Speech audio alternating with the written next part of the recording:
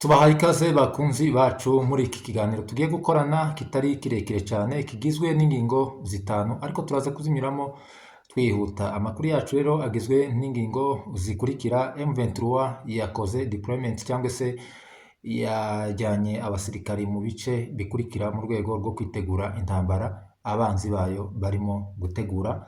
Amakuru ya Masunzu nayo iyo ni ingingo yacu ya kabiri, turaza kubagezaho uko ubuzima bwe bwifashe i Kinshasa nuko naho ari. Ingingo yacu ya gatatu turagaruka ku makuru y'uwahoze ayoboye mu gace ka Minembwe uwo bita Yave yahekuye abanyamurenge. Turaza kubagezaho amakuru yiwe, ubu ngubu ntabwo bimeze neza, kandi yayoboye 3e zone de défense ni Lieutenant General mu gisirikari cya Congo. Turaza kubagezaho amakuru ya Munigantama ndetse na Kagara uko byifashe kugeza kuri ubu mu mwaka wa 2026. Turaza gusoza n'ingingo yacu ya nyuma ko twababwiye ko tuzajya dukora hanze y'imipaka y'uburasirazuba bwa Kongo ndetse na Afurika, turebere hamwe imyitozo igihugu cya Iran, igihugu cy'Uburusiya n'Ubushinwa ndetse na Afurika y'Epfo barimo gukora mu kigobe cy'inyanja ya Afurika y'Epfo. Kaze rero mu makuru yacu, muri kumwe na Saba Mayuru nk'ibisanzwe.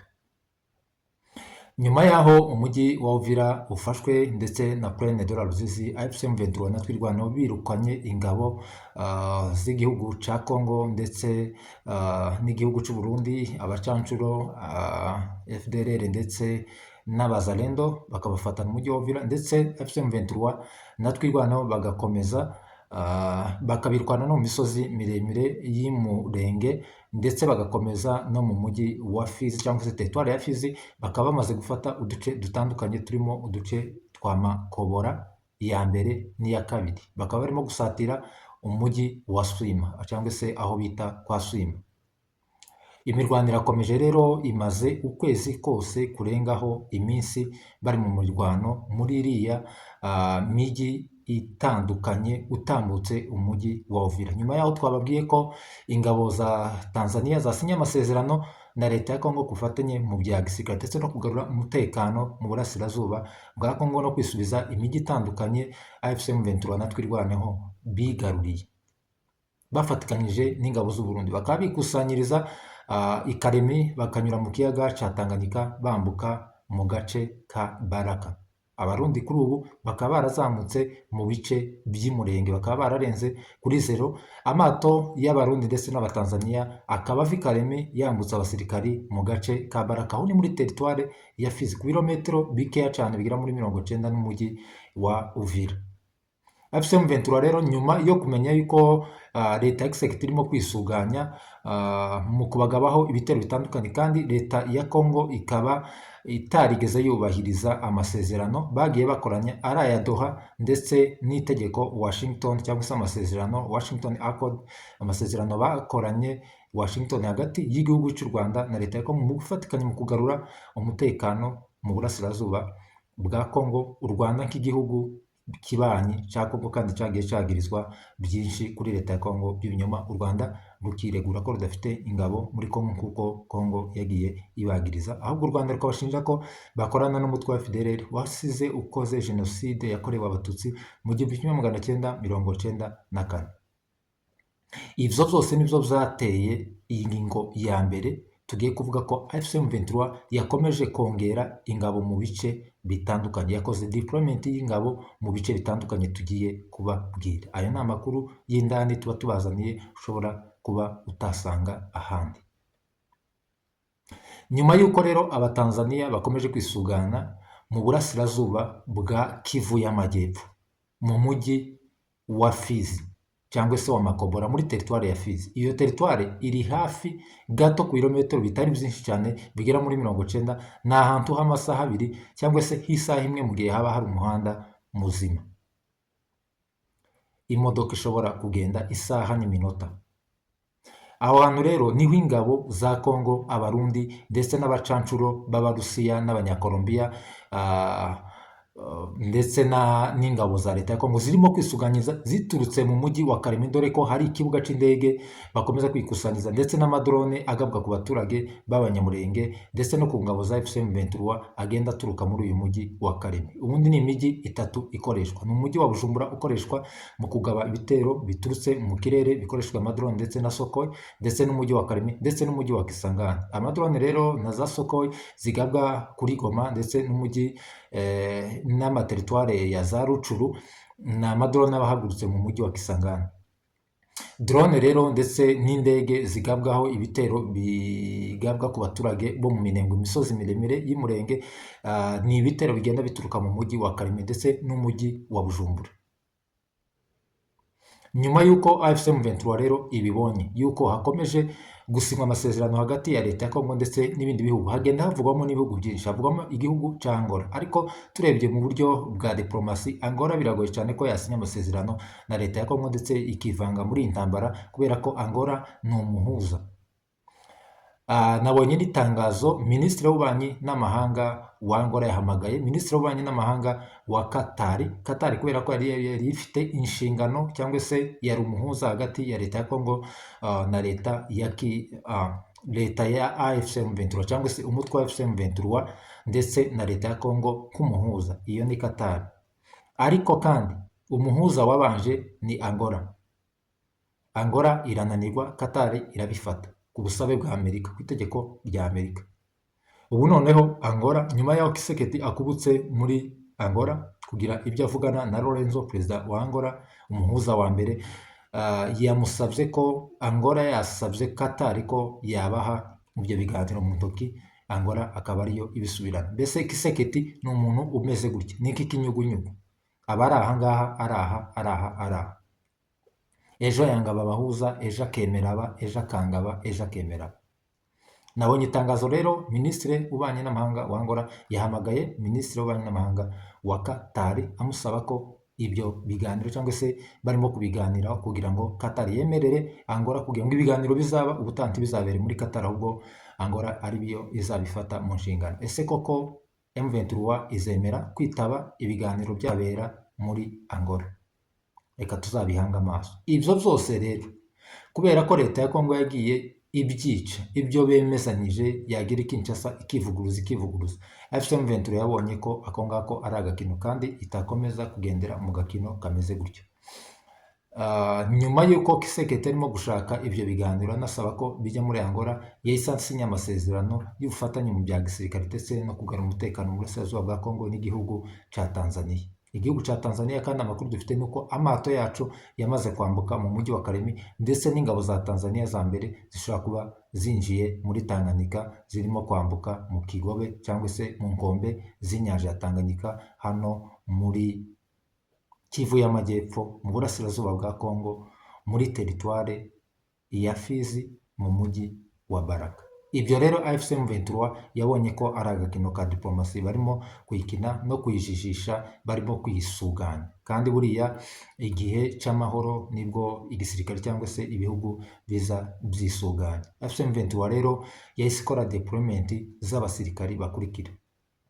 Amakuru dufite nuko hari ingabo nyinshi zaturutse mu mujyi wa Bukavu zisatira umujyi wa Uvira kujya gufunga no kuja guhangana n'ibyo bitero bishasha by'ingabo za Kongo ndetse ku bufatanye na Tanzania. Ariko si ibyo bihugu byonyine, si igihugu cya Tanzania n'u Burundi gusa kivugwa muri iyi ntambara cyangwa se muri aya masezerano ashobora gusinywa. Harimo kuvuga n'igihugu cya Mozambique ndetse havugwamo n'igihugu cya Angola, ariko mu buryo bwa diplomasi Angola ntishobora kuja mu ntambara ifitemo ibiganiro, irimo gukoresha ibiganiro. Havugwamo n'igihugu cya Togo, ariko mu buryo bugaragara perezida wa Togo ngira ngo ni Nyasimbi, nawe yari umuhuza cyangwa se yari indorerezi muri ibi biganiro bya leta ya Kongo ndetse n'umutwe wa M23. Bivuze ko rero kugira ngo Togo yohereze ingabo zayo zije kurwanya umutwe wa M23 biragoye cyane, ariko igihugu cya Mozambique byo birashoboka. Ese koko Kisekedi ko twabonye yagize imikoranire cyane muri iyi ntambara n'ibihugu byo muri SADC bibarizwamo igihugu cya Tanzania ndetse n'igihugu cya South Africa. Ese na za Namibia nazo ko zivugwamo, yaba ari media gusa cyangwa se byashoboka? Bishobora kuba byashoboka cyane, ariko kandi biriya bihugu bishobora kubyirinda kuko South Africa bigaragara ko yakuyemo akarenge kayo nyuma yo gutsindwa hano kuri Goma inanasebye nabi cyane. Rero byabera ibindi bihugu isomo nka Zimbabwe n'ubundi umufatanyabikorwa wa Congo kuva kera no mu ntambara yo gukuraho Mobutu bagiye bakorana cyane, bentaveninga mu ntambara zagiye zibaho muri Congo igihe cya FDL cyo gukuraho ubutegetsi bwa Mobutu. Mu buryo bwa diplomasi rero biragoye ko Zimbabwe yakongera kuja muri izi ntambara za Tshisekedi, kubera ko diplomasi ya Tshisekedi ibihugu byinshi bigerageza kuba bamucira mu maso kubera ko diplomasi ye ihengamye kandi ntabwo azayumva ibyo asinyanye n'abakuru b'ibihugu. Iyo arenze umuvugizi wa leta yiwe aza bihinyuza, kandi Tshisekedi bamushinja ko ari umuntu uhora wabira ameze nk'umwana murizi muri za UN, muri za Amerika niki u Rwanda, Uganda, Kenya, abaturanyi iki ibintu nk'ibyo, bakabona ko ameze nk'umwana murizi atari umukuru w'igihugu ufite politike ihamye. Bakaba rero babyirinda. Igihugu cy'u Burundi nico cagumye kumuryamaho kubw'impamvu zaco bwite. Nabo iyo urebye diplomasi cyangwa se politike igihugu cyabo kigenderaho irasa n'ishaje cyane, igerageza kuba ijegajega ishingiye ku macakubiri y'amoko, ndetse bahindura inyito y'intambara iri mu burasirazuba bwa Kongo, aho abatutsi bo muri Kongo barimo kwicwa ndetse bagakorerwa jenoside bari mu bwoko bw'abanyamulenge ndetse n'abanyamasisi. Igihugu cy'u Burundi cyo ntabwo ariko kibifata, ahubwo kigakomeza gushira imbere inyungu zaco, cyagiriza igihugu cy'u Rwanda ko ngo gifatanya n'umutwe wa Red Tabara. Kandi amakuru dufite ni uko umutwe wa Red Tabara ahubwo wafashwaga na bamwe bagize igisirikare cy'u Burundi bakuru, kubera ko bashakaga kuwifashisha kugira ngo bazakureho ubutegetsi bwa perezida uriho, yaba uwabanje ndetse n'uyu nguyu uriho.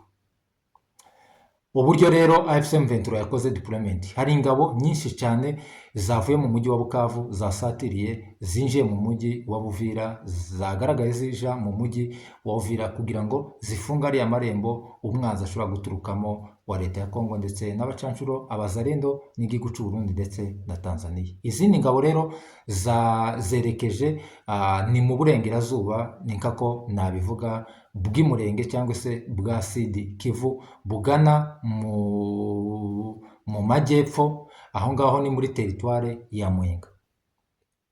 Mu minsi yashize twabwiye ko urugamba rwahuzaga AFC M23 na Twirwaneho n'ingabo za leta ya Kongo mu gace ka teritware ya Mwenga. Mu by'ukuri AFC M23 kugeza kuri ubu ntabwo yari yinjira cyangwa se ngo ifate centre ya Mwenga, centre ikomeye cyane ibarizwamo ubucukuzi bw'amabuye y'agaciro, diyama ndetse na za casterite ndetse n'ibindi, habarizwamo amashyamba agira ibiti byiza cyane bibazwamo imbaho ndetse bishobora gukorwamo n'ubundi bushakashatsi busanzwe. Iyo centre rero ya teritware ya Mwenga yari itarafatwa. AFC M23 rero amakuru dufite nuko yadeployinzeyo, yoherejeyo ingabo nyinshi cyane kugira ngo noneho bafate iriya teritware ya Mwenga bidasubirwa, kuko barimo kubona ko gukereza gato umwanzi akabatanga muri ayo masantere yose nagiye mvuga ko ni amasantere ari strategique, egare ko urugamba rushobora kubakomerana, kandi nyamara bari kubikora kare bikaza kugira gute, bikaza kuborohera, kuko n'ubundi nta kindi barengera, ntaco bakirimo barengera, kuko leta ya Kongo n'ubundi tifite gukora ibiganiro kandi nabo bagiye babibona. Nyuma yaho ejo bundi bitabye inama Katare bisanga bariyo bonyine, leta ya Kongo itariyo. Rero AFC M23 amakuru dufite nuko yakoze deployment muri ivyo bice bitandukanye, kuko twagiye tubona amakuru nuko abasirikari benshi bari mu makamyo menshi bagiye bajya muri ibyo bice byombi, ari igice cya Uvira ndetse no muri teritware ya Mwenga. Felicitation rero ku bayobozi bacu cyangwa se ku mutwe wa AFC M23 na Twirwaneho mu buryo bwo gukomeza kwigarurira uduce twa Kivu y'Amajyepfo, kuko n'ubundi taco tukirengera. Ngayo iyo ni ingingo ya mbere tubabwiye amakuru ayigize. Amakuru yandi ni amakuru ya Masunzu. Mu by'ukuri Masunzu ni umwe mu basirikare bakuru bari bagize igisirikari cya Congo. Lieutenant General akaba yarayoboye 3e zone de défense cyangwa se regima ya gatatu ikomeye cyane mu gisirikare cya Repubulika Iharanira ya Demokarasi ya Congo. Ikaba yari ifite icyicaro mu minsi yashize bamufata aho bita Kisangani. Masunzu rero yaje gufatwa yagirizwa ibintu bitandukanye. Masunzu bamushinjaga ko akorana na Kabila bya hafi cyane, ko Kabila ari wagiye umuzamura amapeti kandi leta ya Kisekedi itamushiraga amakenga, kandi ikindi bamushinja ko n'ubundi ari umunyamurenge cyangwa se ari umututsi. Ibintu nk'ibyo nabyo ntibyashoboraga kubura, ko ubutegetsi bwa Kisekedi ubona ko bugenda bwishisha abasirikari benshi bagiye bakorana na Joseph Kabila wahoze ari perezida wa Congo. Masunzu rero yaje gutabwa muri yombi. Ikindi bamushinja ko ashobora kuba yarakoresheje amafaranga menshi y'abasirikari. Ibyo byo ni ibihamya. Masunzu ni umukire, yagiye akoresha amafaranga ndetse n'umutungo wa leta ahantu yari ayoboye nabi. Njyewe amakuru mfite ni uko hari umusirikari wigeze kuba ayoboye muri ibi bice by'amazone akikije parike ya Kauzi Biega, ubwo ni muri Sud Kivu. Akaba yari ayoboye ahantu hari ibirombe bicukura za zahabu, aza kuza guherekeza abantu bacukuraga amabuye y'agaciro. Bavuga ko uwo musirikari yari ashoreye amatoni n'amatoni. Uwo musirikari baza kumugirisha ariko wenda hari amabuye y'agaciro bari muze kumuha ku ruhande, kubera ko umutekano yacunze muri Congo niko biba bimeze. Ariko Masunzu yese atanga oda aho ngaho muri iyo mizigo y'abo bantu baje gukuramo toni iburirwa irengero ku bw'itegeko. Baje gutega uwo musirikari kandi arimo gukora akazi ajejwe nk'umusirikari ujejwe iby'amabuye y'agaciro cyangwa se ibikorwa bifitiye igihugu inyungu. Bakuramo toni yose iranyika iragenda. Bariya bagabo rero ni abakire cyane. Urumva ibikorwa by'abantu. Mu byo Masunzu yagizwe rero ni ugukoresha umutungo muri zone de défense yari ayoboye wa leta mu buryo bunyuranyije n'amategeko, ndetse no kwigwizaho amafaranga menshi y'abasirikari yagenewe abasirikari akayakoreshwa mu nyungu ze n'abandi basirikari bakuru ku bw'inyungu zabo. Amakuru menshi akomeza kuvuga ko Masunzu bamugejeje Kinshasa, bamuta muri gereza, yari afungiye muri kasho ari kumwe na Yave ndetse na General Ruhorimbere iwe uzira uko asa, ko ari umututsi cyangwa se ari umunyamurenge. Ntabyo azira cyane ko n'ubundi yari dispo, nta kazi yari afite, yari mu mujyi wa Kinshasa ari aho ngaho. Leta ya Congo isa niyamwicaze n'ubundi muziza ukwasa, cyane ko hariho n'abandi benshi, amakoloneli, amakapiteni n'amajenerali y'abanyamurenge ndetse n'abanyamasi, abatutsi bo muri Congo bari Kinshasa benshi. Nimbabwira ngo benshi mwumve ko ari benshi, mwumve ko hari amajenerali arenga 5 yicaye, amakoloneli arenga 20 yicaye Kinshasa, amamajoro yo ntiwayabara, amakapiteni yicaye, abasivile n'abasirikari bari mu magereza atandukanye Kinshasa bafungwa kubera ko basa, bataragezwa n'imbere y'ubutabera, baruterera niyo bari. Ni benshi. Mvuze ruterera kubera ko wenda ari we watwawe afunze, iwe ari no muri gereza, ngira ngo abantu ntibazi niyaba. Ariko ngize ngo mvuga abandi bakiri hanze badafunzwe, bafungishijwe ijisho kubw'umutekano wabo, reka tubihorere kubavuga. Ariko ni benshi, ejo n'ejo batazabagirira nabi ngo twabavuze, cyangwa wenda ngo bakorana na media runaka. Hanyuma rero Masunzu rero bivugwa ko mu kumufunga kwiba bamushatsemo amakuru menshi, ariko yanga gutanga amakuru. Bavuga ko bamukubise, bamukorera torture iri ku rwego rwo hejuru, ku buryo byaje kumuviramo ingaruka y'uburwayi. Amakuru turimo kwakira mu minsi yashize, nabonye ibinyamakuru bigenda bitandukanye, umusirikare nk'uriya hari amakuru agenda asohoka avuga ko Masunzu ubundi bavuga ko mu kumufata kwiwe bamufashe bakamwaka telefone.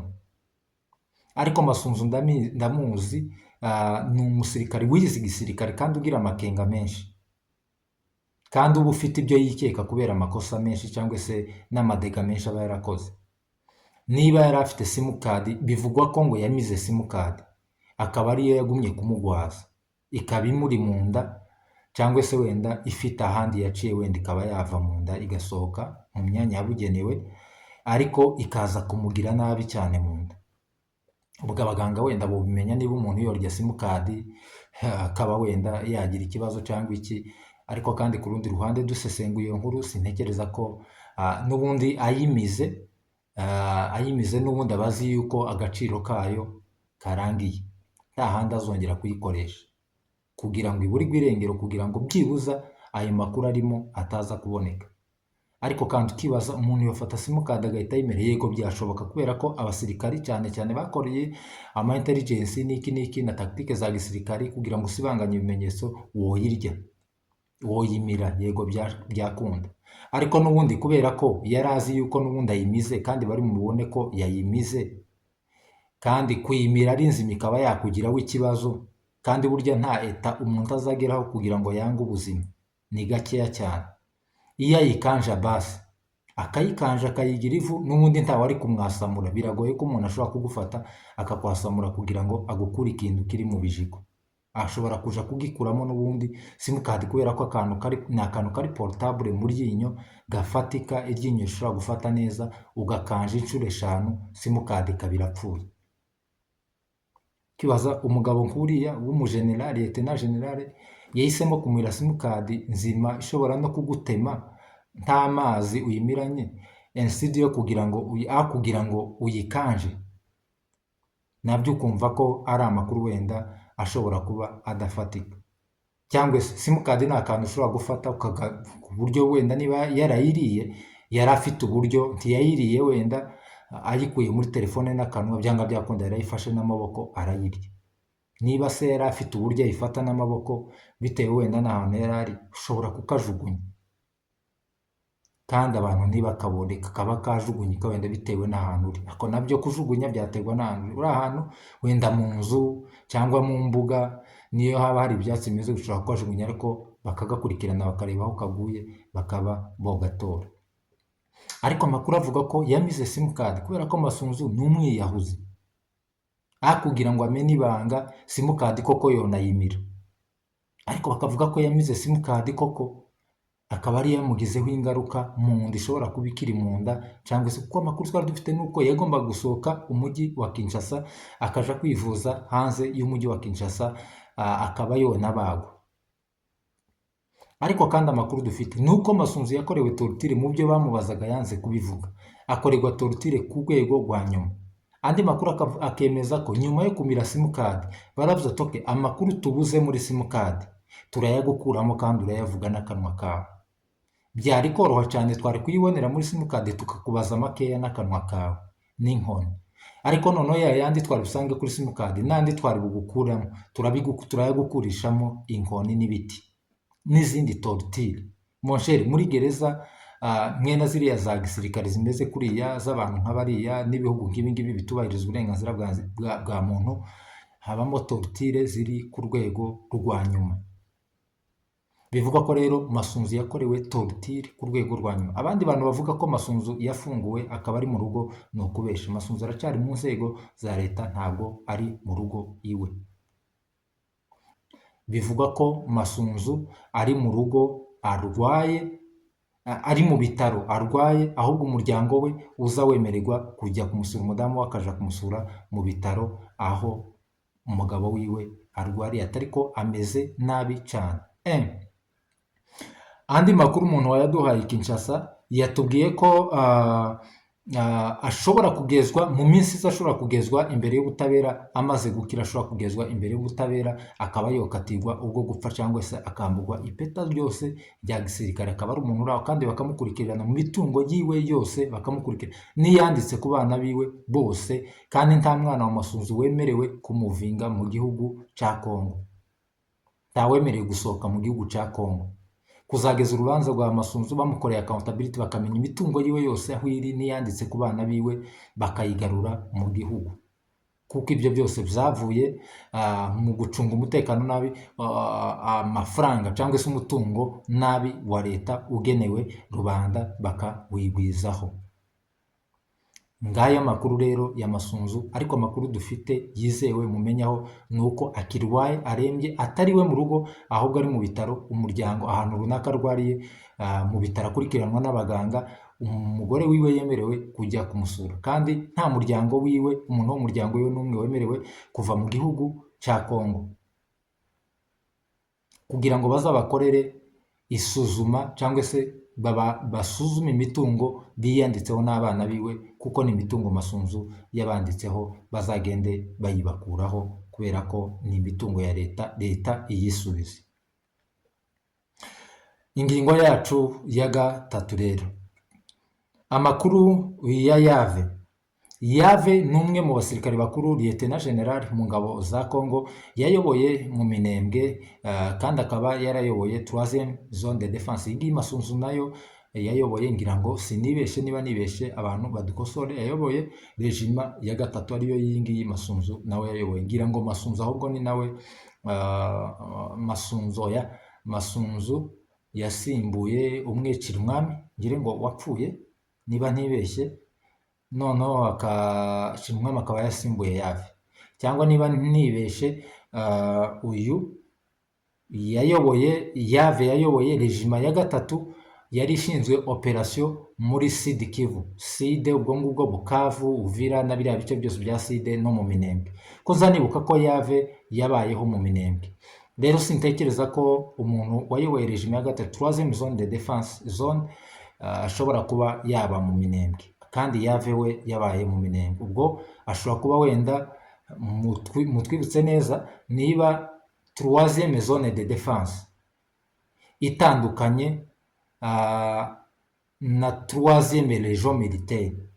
Yes, bise byumvikana.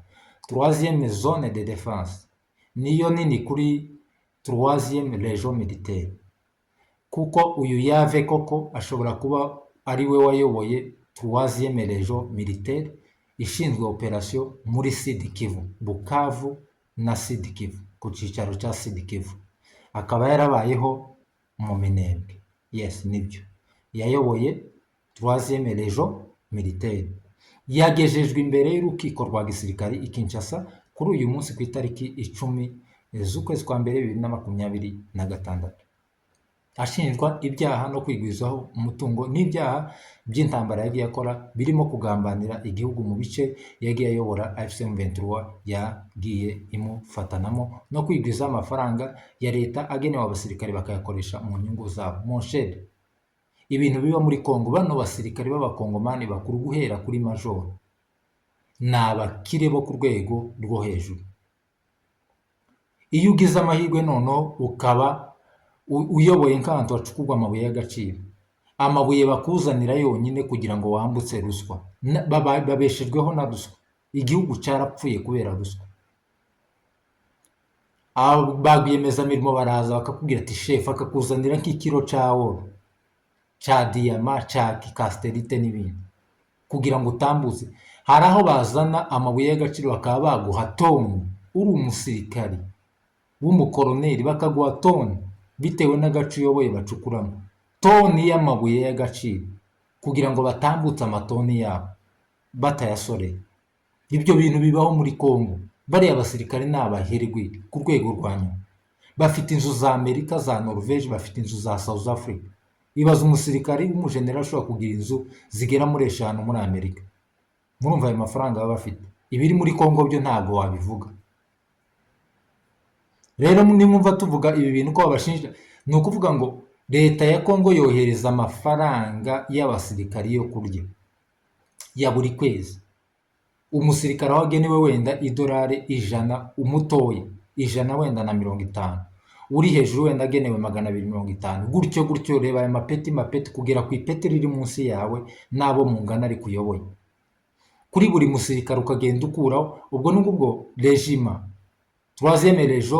3e zone de défense wenda Masunzu yari ayoboye, ni ukuvuga ngo ibirimo abasirikare nk'ibihumbi nka 15 cyangwa se 25.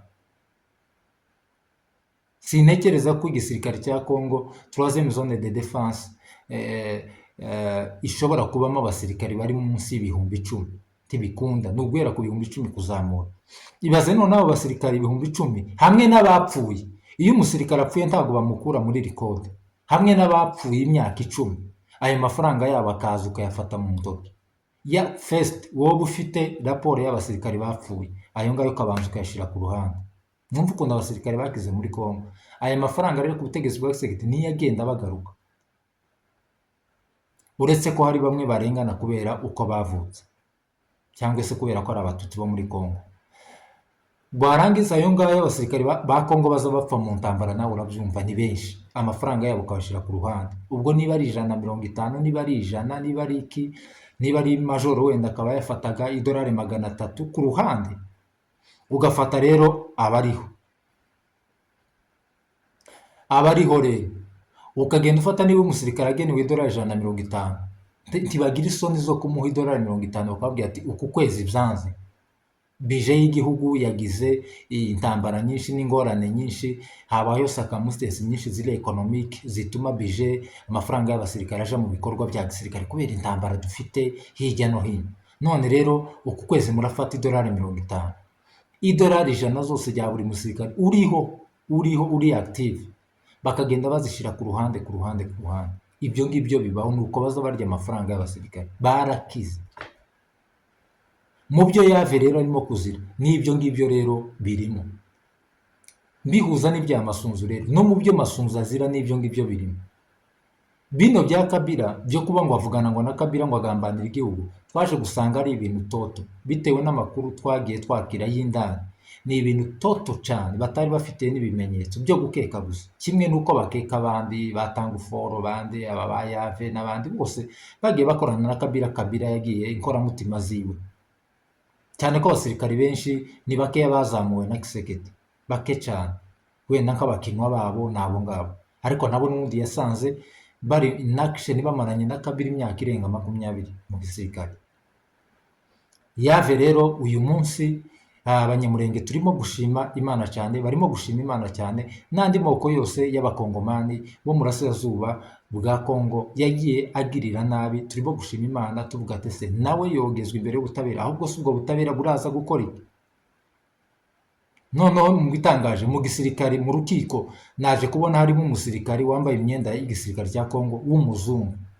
Ukibaza ati se haraza kuvamo iki? Noneho haba harimo Kongo isigaye ifite abasirikare noneho b'abajaji bo mu rwego rwo hejuru b'abazungu, ko n'ababirigi ntabandi.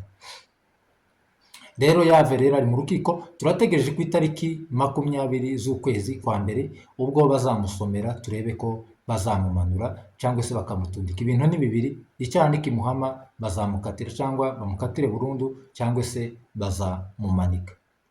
Ariko Makanika niko yavuze, uwarenganyije umupfakazi cyangwa imfubyi wese yatwigwaneho, akarenganya umunyamurenge, akarenganya mwene wacu w'umunyamasisi, azabona ibyago. Kandi Makanika yaravuze ngo iyi ntambara uyu munsi ni twebwe iriho, ariko abanzi bacu nibo izaherukaho. Rero dore imaze kubahindukirira.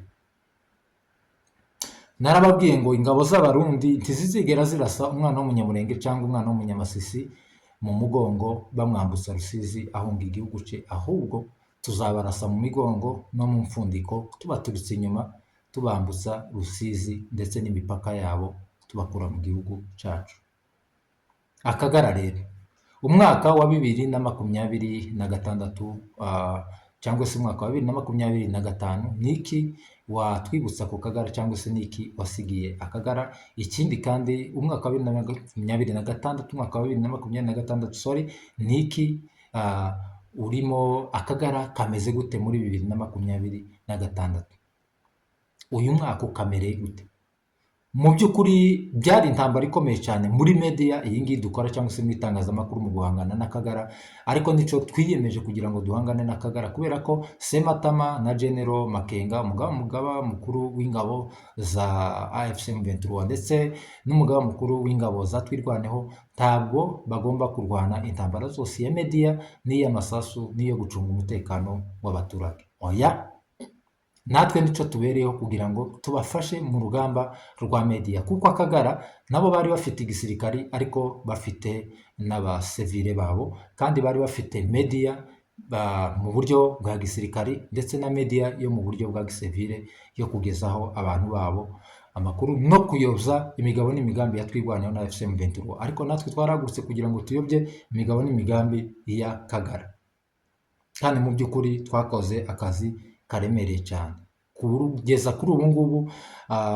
Icyo twakwibuka muri 2025 cyagiye kibaho ni uko ubwoko bwacu bw'abanyamurenge ndetse na twirwaneho na FCM 23 mu by'ukuri amagambo yari menshi cyane, kandi ntimukaza mwibwira ko aya magambo atazagera kuri bafande bakuru ngo abe yabacalenjinga, kuko azabageraho akanababaza, kuko bagerageza kubangisha abaturage.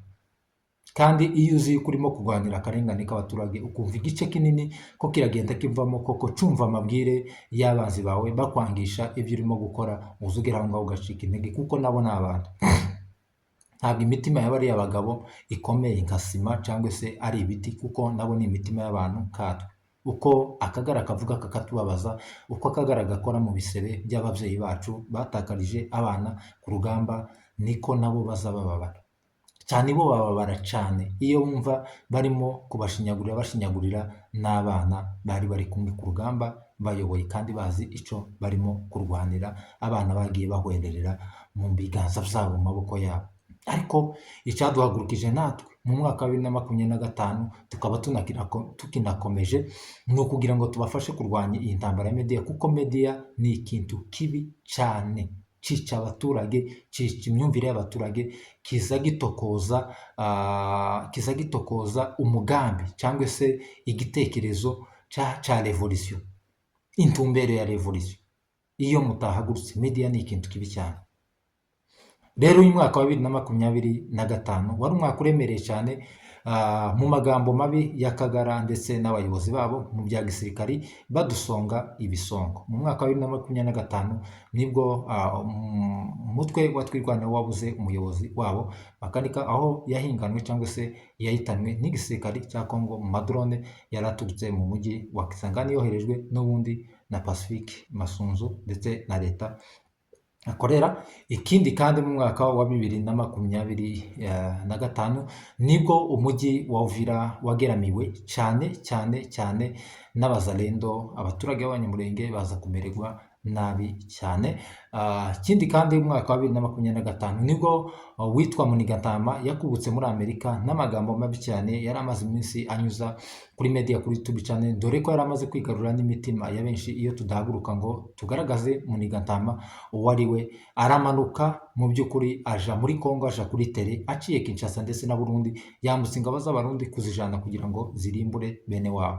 Umwaka wa 2025 tuzawibagwa nibwo ibyunguti cyangwa se ingabo z'abarundi kumbikikira n'imisozi miremire y'Umurenge itagira icyasha na gato, ndetse imisozi myiza y'ubwatsi bwiza bw'icyatsi kibisi butoshye, imisozi Imana yagiye kurema ikitonda. Nibwo ibyunguti cyangwa se ingabo z'abarundi zayikikije, zurira mu misozi, zirayicukura koko, zirayicukura bitigeze bibaho, bakora ibintu by'indake, imisozi barayangiza, isura y'imisozi y'Umurenge irangirika.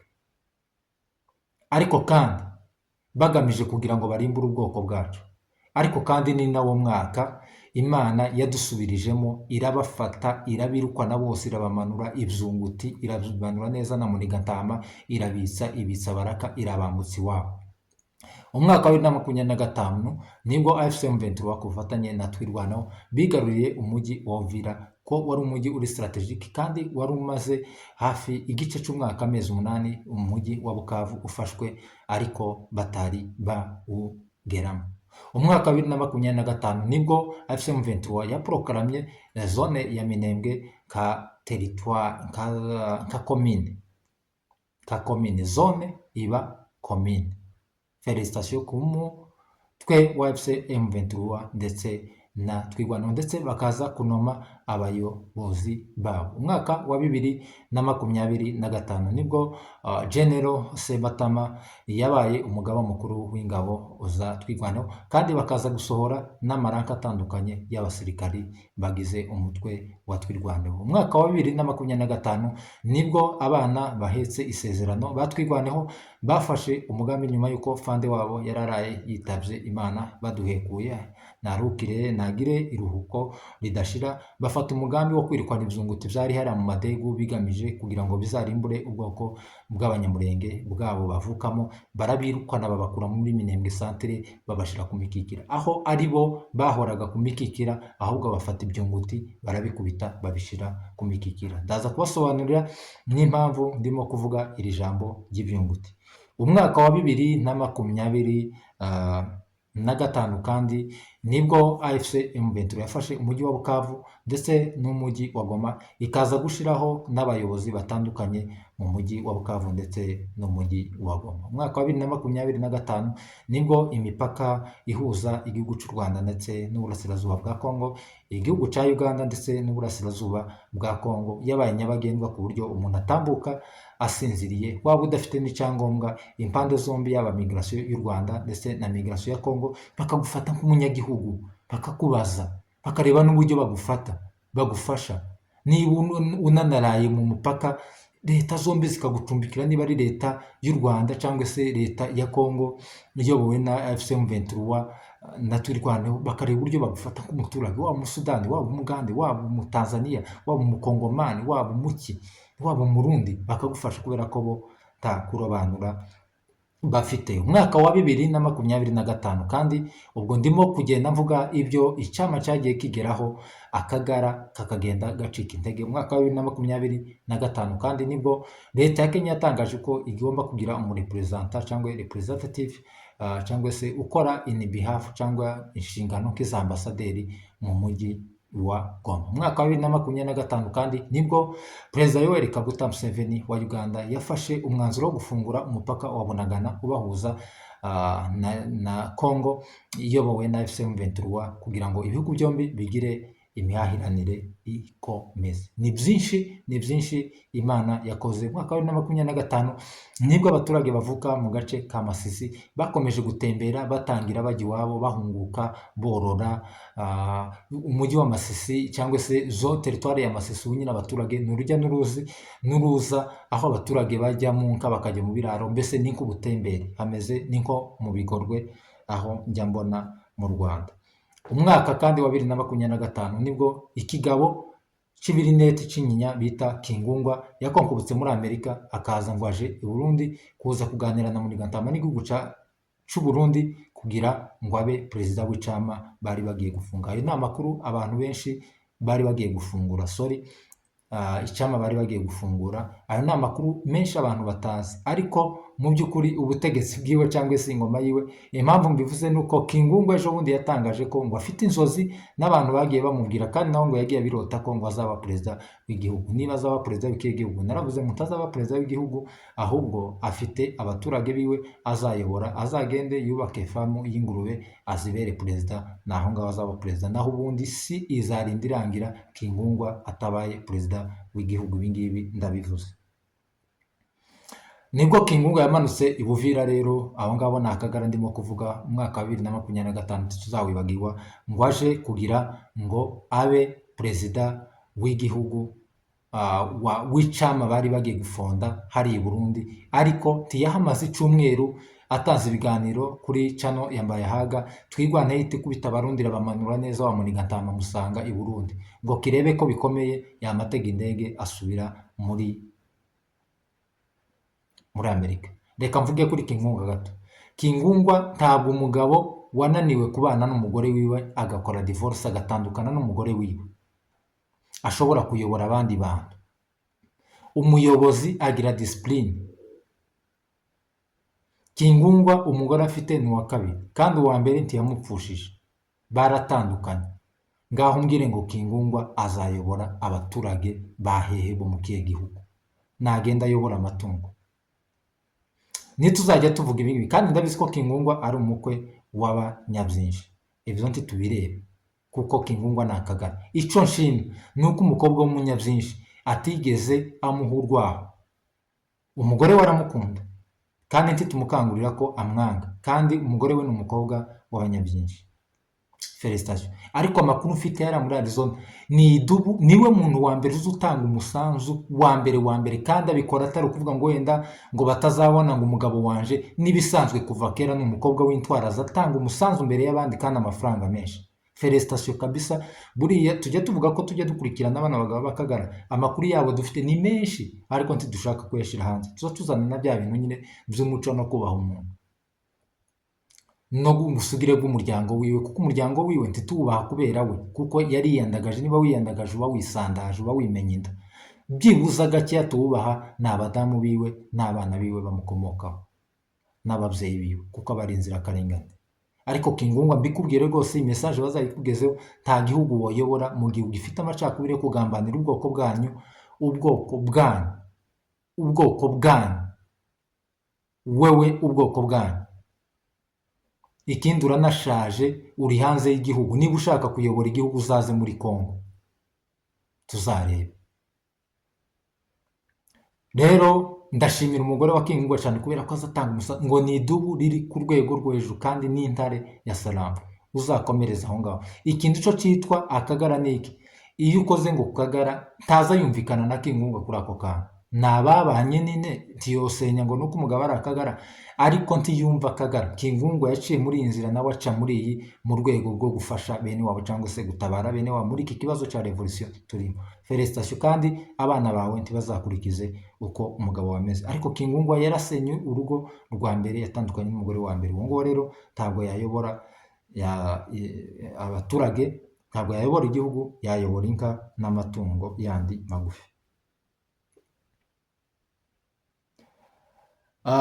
Mu mwaka wa 2025 nibwo Mbayahaga, umukozi w'intasi za CNDD-FDD, umugabo w'umututsi wagambaniye ubwoko bwabo bw'abatutsi b'i Burundi, akemera kuba gucinya inkoro mu gihugu cy'u Burundi, kurya, guhahira inda yiwe, agambanira bene wabo. Nibwo yakomeje guteranya cyane ubwoko bw'Abanyamulenge ndetse n'Abanyamasisi bavukana bene umugabo umwe muri Kongo, akomeza no kuyobya amarari kandi agaragaza ko ashigikiye interahamwe zakoze jenoside mu gihugu cy'u Rwanda. Turamwamaganye cyane wowe Mbayahaga. Nibwo yakomeje kwigoma cyane, agaragara muri social media cyane, ariko umwaka wa 2026 umukubise hasi, arasenyutse. Umwaka wa 2026 rero utwibutse iki, cyangwa se Akagara gahagaze gute mu mwaka wa 2026? Umwaka wa 2025 nibwo uwitwa General Masunzu wari uhagarariye Akagara bamufunze.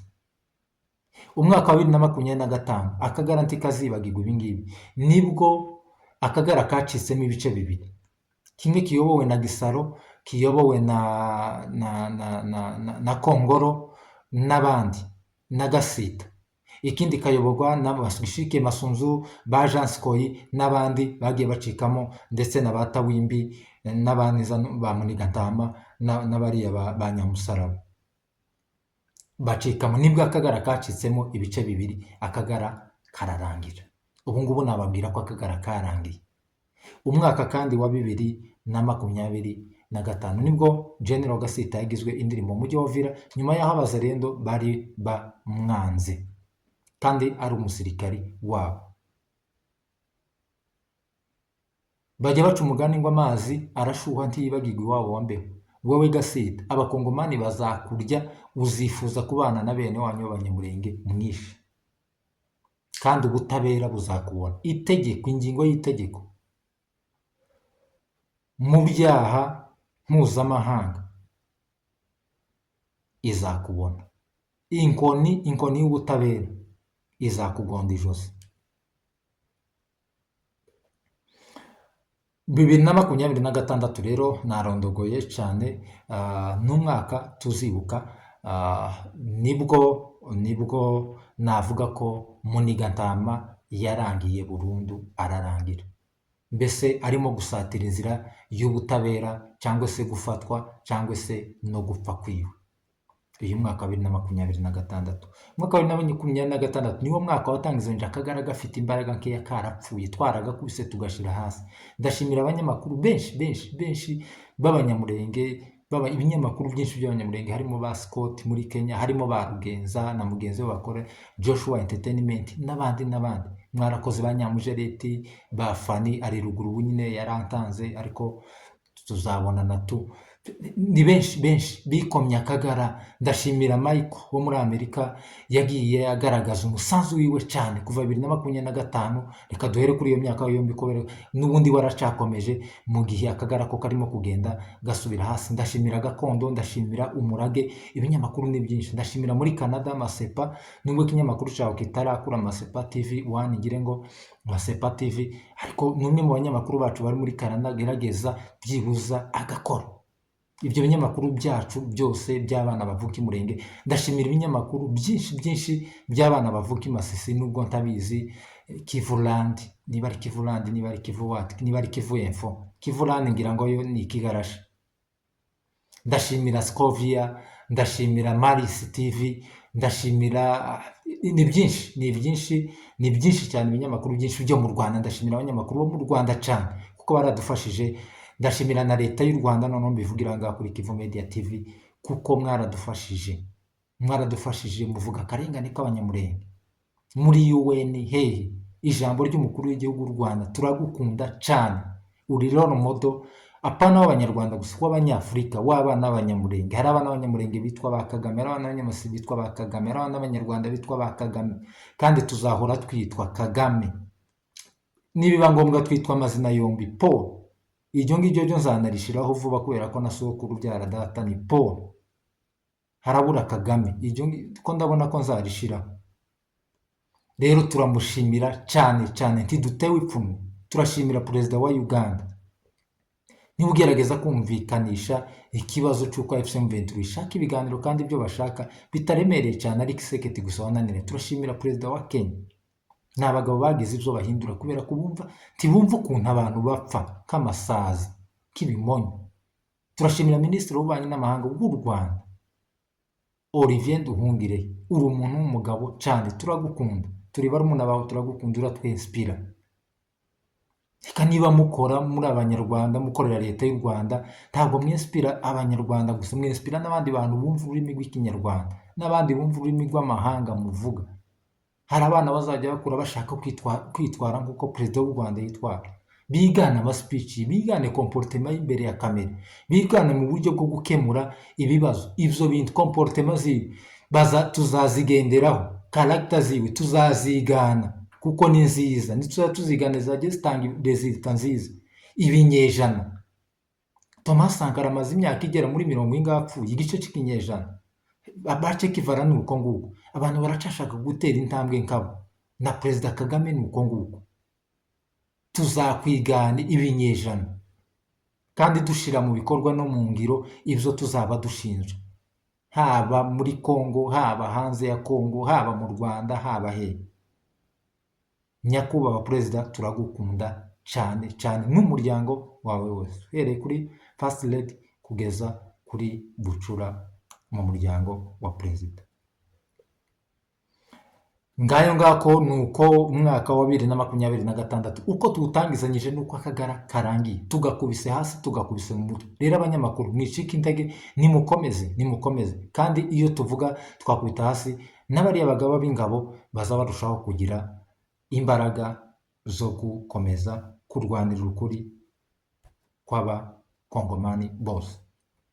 South Africa rero dusoza, nyuma y'uko Donald Trump akomeje gusa naho ashomboroza ibihugu byinshi bigize umuryango wa BRICS. Nimvuga umuryango wa BRICS mwumve ko ari ibihugu bigera muri 5. B iriya ba ni Brazil, igihugu cya Brazil kirimo, iriya R ni Russia, iriya I ni India, iriya C ni China, iriya S BRICS ni South Africa.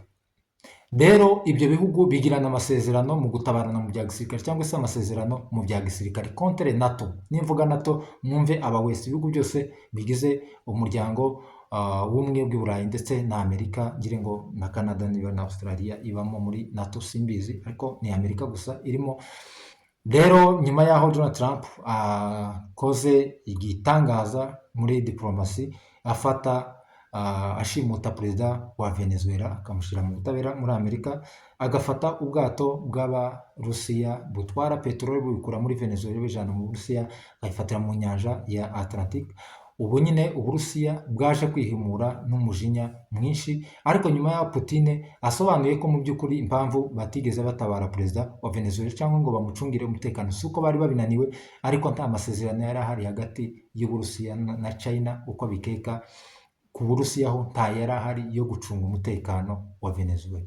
Yavuze ko, twabivuze mu kiganiro cyashize, yavuze ko imbere y'abanyamakuru, mu kiganiro afite n'abanyamakuru, ko ibo bari bashinzwe kwigisha mu bya gisirikari n'abakuru b'igisirikare cya Venezuela, kubaha amasomo ya gisirikare no kubagurisha intwaro no kubakorera intwaro, furniture, no kubaha intwaro no kubakorera intwaro gusa. N'ayo masezerano bari bafite, ariko amasezerano yo kubacungira umutekano no gucunga umutekano w'umukuru w'igihugu no gucunga umutekano w'ikirere cyabo n'amazi, ntayo masezerano bari bafite. Rero ntitwagambaniye Venezuela, ntabwo twari kwiha inshingano igihugu kitadusabye. Ari ibyo ngibyo ari ukwiha inshingano, twakwiha inshingano z'ibihugu byinshi, kuko ibihugu byinshi Amerika ibangamira nta masezerano yabyo dufitanye yo kubafasha.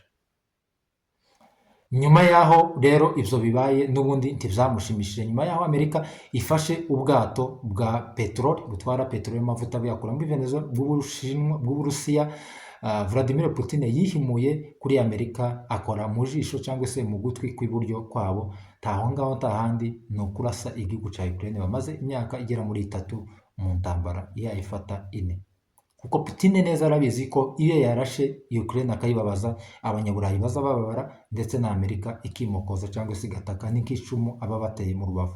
Yakoresheje rero missile, ballistic missile, cyangwa se yenda kumera nk'ibitwaro bya kirimbuzi cyangwa se nuclear weapons, ariko itari nuclear weapons iri full, ku buryo ari ibitwaro bya kirimbuzi bita Oreshnik. Oreshnik rero ni intwaro Abarusiya bakoresha, yirukanka ukubye inshuro zirenga 6 umuvuduko w'ijwi. Irirukanka birenze inshuro zirenga 5, zirenga ngire ngo 10 ukubye umuvuduko w'ijwi. Umuvuduko w'ijwi ni uko nguko mvuga ngo uko ijwi rigiye gutya, icyo gisasu ukuntu kiruka ukuba inshuro ngire ngo 10, kiriruka ukubye 10 birenze umuvuduko w'ijwi, ijwi umuntu avuga.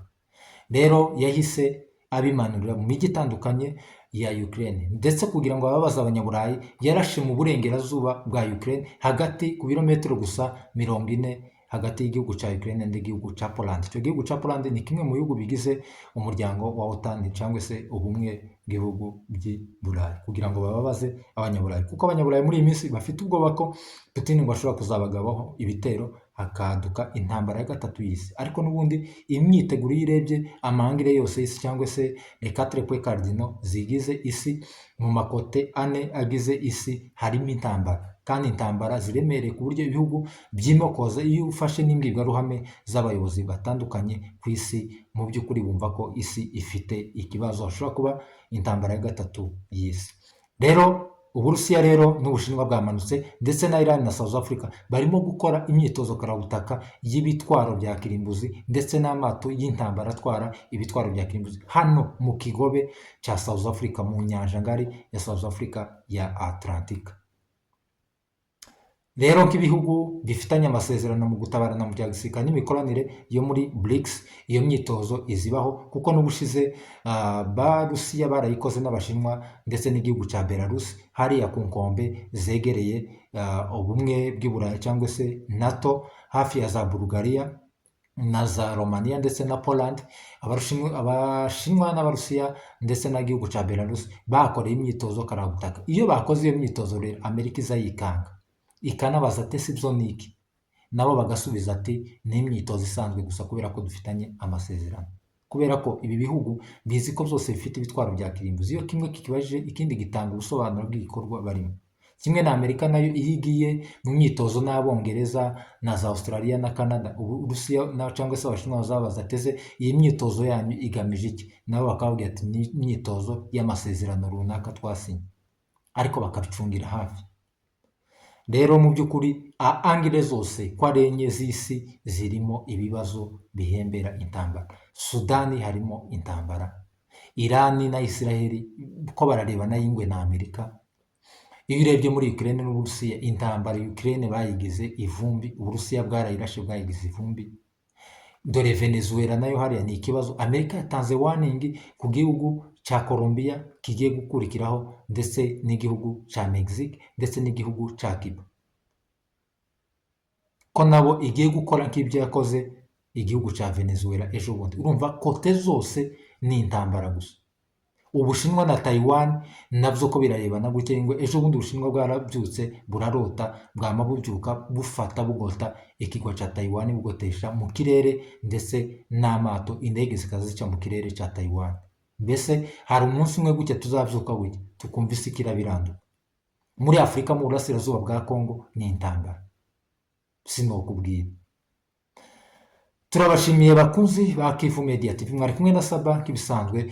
Uko muzajya mushaka ko tuzajya tuvuga amakuru, tubakurikiranira amakuru yo hanze y'umugabane wa Afurika, cyangwa se umugabane wa Afurika, cyangwa se mu burasirazuba bwa Kongo, ayo muzajya muhitamo niyo tuzajya tubabwira, kuko yose turayashoboye kuyavuga kandi tubikurikiranira hafi. Ndetse ayo hanze niyo buriya tuba dufite cyane, ariko tuba tubona ko ntacyo yatumarira, tugashaka kwibanda mu iwacu, kandi amakuru y'iwacu buri aragoye kubona, kuko nta binyamakuru byandika, aragoye cyane. Kugira ngo ubone amakuru yo muri Sud Kivu ya FCM23 cyangwa y'ingabo za Kongo n'Abarundi biragoye cyane, kuko media yacu iri hasi. Ariko abanyaburayi uzugira gutya kuri BBC, kuri India Time, Time Now, wajya kuri za Reuters, wajya kuri za ABC, niba ari AB News y'Abanyamerika n'ibiki, ukamusanga Ukraine, niba ari Ukraine Post, Russia Today, byose ukamusanga amakuru yose arahari, za Telegraph, ibintu byinshi. Ariko aya ngaya yacu aragoye kubona cyane, tuba twarushe twavunitse kugira ngo ubone amakuru ari Kinshasa, Montreal, biba bigoye cyane. Murakoze cyane, Imana ibaho umugisha, turabakunda. Ciao, murebe video zacu kandi mugire icyumweru cyiza. Dusuje inshuti zacu ziri muri Amerika, Europe, ndetse no ku mugabane wa Afurika, cyane cyane muri Kenya no mu Rwanda na Uganda n'uburasirazuba bwa Kongo. Turatasha abantu bari Murenge ndetse i Masisi, turabakunda. Asante.